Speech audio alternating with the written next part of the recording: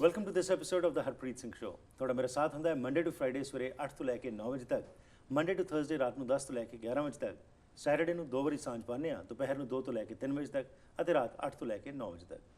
ਇਹਨਾਂ ਪ੍ਰੋਗਰਾਮਸ ਵਿੱਚ ਸਾਡੀ ਮਕਸਦ ਇਹੀ ਹੁੰਦਾ ਹੈ ਕਿ ਤੁਹਾਨੂੰ ਇਨਫੋਰਮ ਕਰ ਸਕੀਏ, ਐਜੂਕੇਟ ਕਰ ਸਕੀਏ ਤਾਂ ਕਿ ਤੁਸੀਂ ਇੰਪਾਵਰ ਹੋ ਸਕੋ। ਹੈਲਥ ਸੀਰੀਜ਼ ਸੈਗਮੈਂਟ ਵਿੱਚ ਤੁਹਾਡੀ ਮੁਲਾਕਾਤ ਕਰਵਾਉਂਦੇ ਹਾਂ ਪ੍ਰੀਤ ਮਰਵਾਹਾ ਨਾਲ, ਜਿਹੜੇ ਕਿ ਇੱਕ ਨਿਊਟ੍ਰੀਸ਼ਨਲ ਐਕਸਪਰਟ ਨੇ।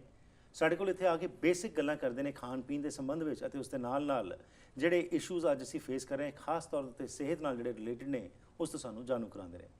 ਅੱਜ ਆਓ ਕੁਝ ਗੱਲਬਾਤ ਕਰੀਏ ਕਿ ਡਾਈਜੈਸਟਿਵ ਇਸ਼ੂਜ਼ ਜਿਹੜੇ ਨੇ ਉਹ ਬਹੁਤ ਜ਼ਿਆਦਾ ਵੱਧਦੇ ਜਾ ਰਹੇ ਨੇ। ਕੌਨਸਟੀਪੇਸ਼ਨ, IBS, IBDs, ਇਹ ਪ੍ਰੋਬਲਮਸ ਜਿਹੜੀਆਂ ਨੇ, ਇਹਨਾਂ ਨੂੰ ਕਿਵੇਂ ਅਸੀਂ ਕੰਟਰੋਲ ਕਰਨਾ ਹੈ ਤੇ ਡਾਈਜੈਸ਼ਨ ਯਾਨੀ ਕਿ ਪਾਚਨ ਸ਼ਕਤੀ ਨੂੰ ਠੀਕ ਕਰਨ ਵਾਸਤੇ ਕੀ ਕੁਝ ਕਰਨ ਦੀ ਲੋੜ ਹੈ। ਜੀ ਆਨੂ ਜੀ, welcome to the program. Thank you ਜੀ।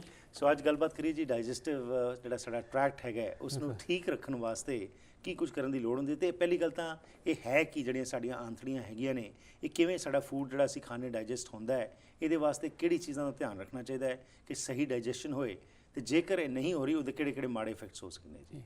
ਸੋ ਪਹਿਲਾਂ ਸ਼ੁਰੂ ਕਰੀਏ just understanding the little bit of the digestive system, and ਖਾਸ ਕਰਕੇ ਅਸੀਂ ਫੋਕਸ ਕਰਾਂਗੇ intestinal health ਜੀ। ਜਿਹੜੀ ਸਾਡੀ intestinal wall ਹੁੰਦੀ ਨਾ, if we can imagine a brick wall, as long as you can imagine a brick wall, ਉਹ ਸਾਡੀ intestinal wall ਬਿਲਕੁਲ brick wall ਵਾਂਗ ਹੁੰਦੀ ਹੈ। Right. As we consume foods ਜਿਹੜੇ digestive system probably break down ਨਹੀਂ ਕਰ ਸਕਦੇ ਹੈਗੇ, ਜਿਹੜੇ foods intestinal walls ਨੂੰ ਜੁੜ ਜਾਂਦੇ ਆ and become sticky, ਉਹ ਫਿਰ ਜਦੋਂ ਡਾਈਜੈਸਟਿਵ ਸਿਸਟਮ ਪੁਸ਼ ਕਰਦੀ ਹੁੰਦੀ ਨਾ, ਉਹ ਜਿਹੜੀ ਤੁਹਾਡੀ ਇੱਟ ਹੁੰਦੇ ਆ ਬ੍ਰਿਕ ਵਾਲ ਦੇ ਜੀ, ਉਹ ਨਿਕਲ ਜਾਂਦੇ ਆ। ਓਕੇ। ਜਦੋਂ ਵੀ ਤੁਹਾਡਾ ਕੋਈ ਨਾ ਕੋਈ ਇੱਟ ਜਿੱਥੋਂ ਵੀ ਨਿਕਲਦਾ ਹੈਗਾ, ਉਹਦੇ ਹੋਲ ਬਣ ਜਾਂਦੀ ਹੈ। ਵਿਥਿਨ ਦੈਟ ਹੋਲ ਜਿਹੜੇ ਅਸੀਂ ਫੂਡਸ ਵਗੈਰਾ ਖਾਂਦੇ ਹੈ, ਜਿਹੜੇ ਅਨਡਾਈਜੈਸਟਡ ਫੂਡਸ ਹੁੰਦੇ ਨਾ ਜੀ, ਉਹ ਵਿੱਚੋਂ ਪਾਸ ਹੋ ਜਾਂਦੇ ਆ। Okay. Then they enter the blood stream. ਜਦੋਂ ਬਲੱਡ ਸਟਰੀਮ ਦੇ ਵਿੱਚ ਪੈ ਜਾਂਦੇ ਆ, then they cause all sorts of problems. Right. One of the biggest problems that gets created is we now understand, ਵੀ ਸਾਨੂੰ ਪਤਾ ਹੈ ਵੀ ਸਾਇੰਸ ਹੈਗੀ ਆ ਅੰਡਰਸਟੈਂਡਿੰਗ ਵੀ ਜਿਹੜੀ ਚੀਜ਼ ਬਲੱਡ ਸਟਰੀਮ ਦੇ ਵਿੱਚ ਪਾਸ ਹੋ ਜਾਂਦੀ ਆ, it will also cross the blood brain barrier, meaning ਜਿਹੜੀ ਲੇਅਰ ਹੁੰਦੀ ਹੈ blood brain barrier protecting our brain ਜੀ, ਉਹ ਵਿੱਚ ਲੰਘ ਜਾਂਦੀ ਆ। and one of the most classic examples ਹੈਗੀ gluten ਜੀ। gluten probably is one of the most dangerous issues that we have in our diet. ਤੁਸੀਂ ਦੇਖ ਰਹੇ ਹੋ ਵੀ gluten allergies, sensitivities, celiac disease ਵਧੀ ਜਾਂਦੀ ਹੈ ਜੀ ਹਰ ਰੋਜ਼।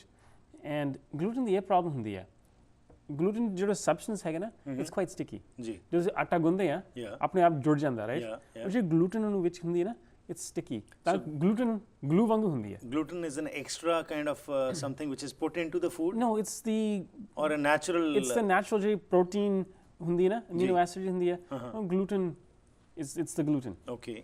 But it's naturally quite sticky ਜੀ। ਸੋ ਜਿੰਨਾ ਅਸੀਂ ਗਲੂਟਨ ਜ਼ਿਆਦਾ ਖਾਂਦੇ ਹਾਂ, ਸਾਡੇ ਸਰੀਰ ਵਿੱਚ ਐਂਟਰ ਹੁੰਦਾ ਜੀ, passes through the digestive system, ends up in the intestinal walls, ਉੱਥੇ ਜੁੜ ਜਾਂਦੀ ਹੈ। Right. And if you give some examples, gluten ਕਿਹਦੇ ਵਿੱਚ ਪਾਇਆ ਜਾਂਦਾ ਹੈ? ਹਰੇਕ ਬ੍ਰੈਡਸ, ਗ੍ਰੇਨਸ, ਆਟਾਸ ਵਗੈਰਾ, ਇਟਸ ਆਲ ਗਲੂਟਨ। ਪਰ ਕੀ ਇਹ ਮੈਨ ਮੇਡ ਹੈਗਾ ਗਲੂਟਨ ਜਾਂ ਇਹ ਨੈਚੁਰਲ ਹੀ ਉਹ ਆਟੇ 'ਚ ਹੀ ਪ੍ਰੋਡਿਊਸ ਹੁੰਦਾ ਹੈ? ਉਹ ਵਿੱਚੋਂ ਐਕਸਟਰੈਕਟ ਕੱਢ ਕੇ ਨਾ ਵਿੱਚ ਪਾ ਦਿੰਦੇ ਆ। ਸੋ ਐਸ ਐਨ ਐਗਜ਼ਾਮਪਲ, ਹੁਣ ਜਿਹੜੇ ਅਸੀਂ ਕਈ ਲੋਕੀ ਹੁਣ ਮੀਟ ਖਾਣਾ ਛੱਡ ਦਿੰਦੇ ਆ, so then they start eating tofu hot dogs, hamburgers, ਵਗੈਰਾ, ਉਹਦੇ ਵਿੱਚ gluten ਪਾ ਦਿੰਦੇ ਆ। Oh, okay. Because it helps keep it sticking together, right?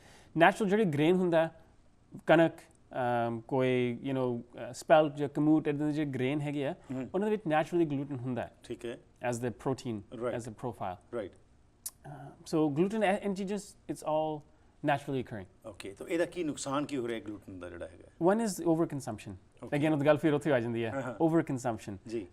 ਜਦੋਂ ਅਸੀਂ 60 ਸਾਲ 100 ਸਾਲ ਪਹਿਲਾਂ ਕਣਕ ਖਾਂਦੇ ਸੀਗੇ ਜੀ, it was small amounts, ਇੱਕ ਰੋਟੀ ਖਾ ਲੈਂਦੇ ਸੀਗੇ ਸਬਜ਼ੀ ਦੇ ਨਾਲ, ਪਰ ਫਿਰ ਵੀ ਸਬਜ਼ੀ ਜ਼ਿਆਦਾ ਹੁੰਦੀ ਸੀ, ਰੋਟੀ ਘੱਟ ਹੁੰਦੀ ਸੀ, ਬਾਕੀ ਨਾਲ ਫਰੈਸ਼ ਫਰੂਟਸ ਵਗੈਰਾ, ਸੈਲਡਸ, ਸਾਰਾ ਕੁਛ ਨਾਲ ਹੁੰਦਾ ਸੀਗਾ ਜੀ। ਹੁਣ ਅਸੀਂ ਇੱਕ ਦਾਲ, ਇੱਕ ਸਬਜ਼ੀ, 4-5 ਰੋਟੀ ਖਾ ਲੈਂਦੇ ਹਾਂ, ਠੀਕ।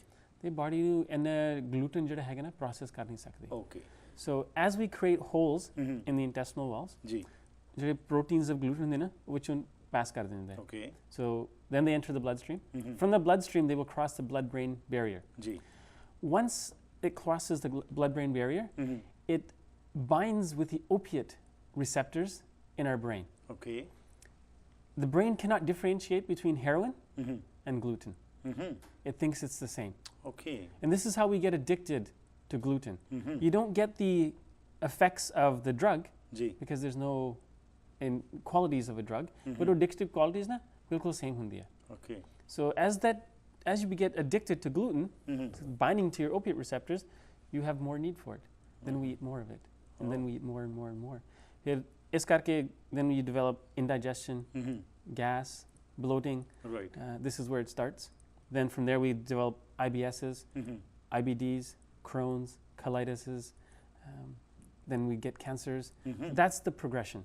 ਰਾਈਟ ਸੋ ਡਾਈਜੈਸ਼ਨ ਨਾ ਠੀਕ ਹੋਣ ਕਾਰਨ ਇਹ ਸਾਰੇ ਪ੍ਰੋਬਲਮਸ ਪੈ ਜਾਂਦੇ ਨੇ ਤੁਸੀਂ ਜਿੱਥੇ ਗਲੂਟਨ ਦੀ ਗੱਲ ਕੀਤੀ ਕੋਈ ਗਲੂਟਨ ਫ੍ਰੀ ਪ੍ਰੋਡਕਟਸ ਵਗੈਰਾ ਵੀ ਮਿਲ ਜਾਂਦੇ ਹਾਂ ਨੇ ਬਹੁਤ ਹੀ ਦੇਖੋ ਸੋ ਜਦੋਂ ਤੁਸੀਂ ਕੋਈ ਚੀਜ਼ ਲੈਣ ਜਾ ਰਹੇ ਹੋ ਮਾਰਕੀਟ ਦੇ ਵਿੱਚ ਤੇ ਕੀ ਉੱਥੇ ਇੱਕ ਗਲੂਟਨ ਕੋਈ ਖਾਸ ਸਪੈਸੀਫਿਕਲੀ ਲਿਖਿਆ ਹੁੰਦਾ ਹੈਗਾ ਕਈ ਵਾਰੀ ਲਿਖਿਆ ਹੁੰਦਾ ਜੇ ਐਡ ਕਰਦੇ ਹੈਗੇ ਆ ਜੀ। ਹੁਣ ਜਿੱਦਾਂ ਤੁਸੀਂ ਕਹਿ ਰਹੇ ਸੀ ਤੇ ਹੌਟ ਡੌਗਸ ਹੈਮਬਰਗਰਸ ਵਗੈਰਾ ਇਹ ਚੀਜ਼ਾਂ ਸੋਇਆ ਪ੍ਰੋਡਕਟਸ ਅੱਜਕੱਲ ਜਿਹੜੇ ਮੀਟ ਨਹੀਂ ਸਾਰੇ ਖਾਂਦੇ ਵਿੱਚ ਨੇ ਗਲੂਟਨ ਹੁੰਦਾ ਵਿੱਚ ਓਕੇ ਜਿਹੜੇ ਆਮ ਬ੍ਰੈਡਸ ਗ੍ਰੇਨਸ ਵਗੈਰਾ ਉਹਨਾਂ ਵਿੱਚ ਨੈਚੁਰਲੀ ਗਲੂਟਨ ਹੁੰਦਾ ਤੇ ਉਹ ਲਿਖਦੇ ਨਹੀਂ ਹੈਗੇ ਉਹ ਤਾਂ ਆਫ ਕੋਰਸ ਨੈਚੁਰਲ ਜਿਹੜਾ ਉਹ ਤਾਂ ਤੁਸੀਂ ਖਤਮ ਨਹੀਂ ਕਰ ਸਕਦੇ ਪਰ ਜਿਹੜਾ ਮੈਨ ਮੇਡ ਹੈਗਾ ਉਹ ਤੋਂ ਤੁਸੀਂ ਬਚ ਸਕਦੇ ਹੈਗੇ ਸੋ ਜਿਸ ਤਰ੍ਹਾਂ ਗਲੂਟਨ ਫ੍ਰੀ ਪ੍ਰੋਡਕਟਸ ਵਾਸਤੇ ਤੁਹਾਨੂੰ ਕਿਹੜੀ ਚੀਜ਼ ਮਤਲਬ ਜਿਸ ਤਰ੍ਹਾਂ ਤੁਸੀਂ ਕਿਹਾ ਇਹਦਾ ਬਹੁਤ ਨੁਕਸਾਨ ਹੈਗਾ ਇਹ ਕਿਵੇਂ ਜਦੋਂ ਤੁਸੀਂ ਕੋਈ ਚੀਜ਼ ਲੈਣ ਜਾ ਰਹੇ ਹੋ ਤਾਂ ਮੇਕ ਸ਼ੋਰ ਕਰੋ ਕਿ ਉਹਦੇ ਵਿੱਚ ਗਲੂਟਨ ਨਹੀਂ ਹੈਗਾ ਆਮ ਜਿਹੜੇ ਹੁਣ ਪ੍ਰੋਡਕਟਸ ਹੈਗੇ ਗਲੂਟਨ ਫ੍ਰੀ ਵੀ ਕਾਫੀ ਮਾਰਕੀਟਿੰਗ ਹੋ ਗਈ ਕਾਫੀ ਪ੍ਰੋਡਕਟਸ ਮਿਲ ਜਾਂਦੇ ਆ ਜਿਵੇਂ ਬ੍ਰੈਡਸ ਕੁਕੀਜ਼ ਡੋਨਟਸ ਜੋ ਤੁਸੀਂ ਸੋਚੋ ਗਲੂਟਨ ਫ੍ਰੀ ਮਿਲ ਜਾਂਦਾ ਠੀਕ ਹੈ ਸੋ ਜਸਟ ਲੇਬਲ ਤੇ ਦੇਖ ਚੈੱਕ ਕਰੋ ਉਹੀ ਹੈਗਾ ਇੱਕ ਗਰੋਸਰੀ ਸਟੋਰ ਵਿੱਚ ਬਿਲਕੁਲ ਹੁਣ ਆਇਲਸ ਬਣਾਏ ਹੈਗੇ ਨੇ ਕੈਟਾਗਰੀਜ਼ ਬਣਾਏ ਹੈਗੇ ਨੇ ਗਲੂਟਨ ਫ੍ਰੀ ਪ੍ਰੋਡਕਟਸ ਰਾਈਟ ਕਾਫੀ ਸੋ ਮਿਲ ਯੂ ਸ਼ੁਡ ਜਾਂਦੇ go in for gluten free products okay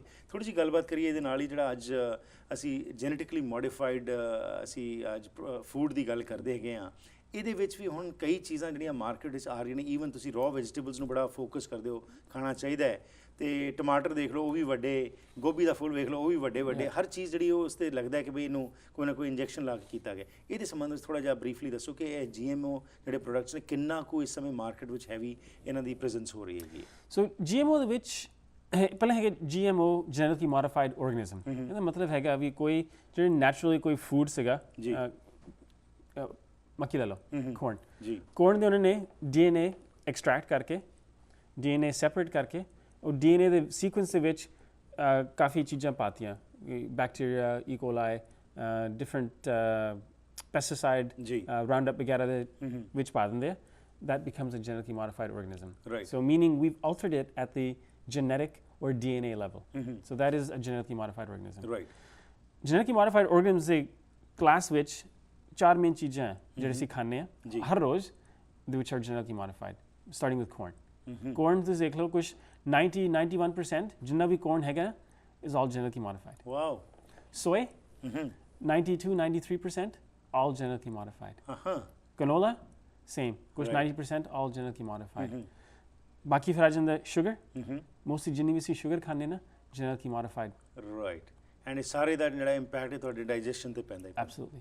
ਕਿਉਂ ਜੇ ਤੁਸੀਂ ਕੋਈ ਚੀਜ਼ ਫੋਰਨ ਚੀਜ਼ ਆਪਣੇ ਬਾਡੀ ਵਿੱਚ ਇੰਟਰੋਡਿਊਸ ਕਰਦੇ ਹੈਗੇ ਆ the body does not recognize ਇਹ ਹੈ ਕੀ ਆ ਜੇ ਤੁਸੀਂ ਕਣਕ ਜਿਹੜੀ 100 ਸਾਲ ਪਹਿਲਾਂ ਕਣਕ ਹੁੰਦੀ ਸੀ ਉਹ ਅੱਜ ਉਹੀ ਕਣਕ ਨਹੀਂ ਹੈਗੀ because they've genetically modified it.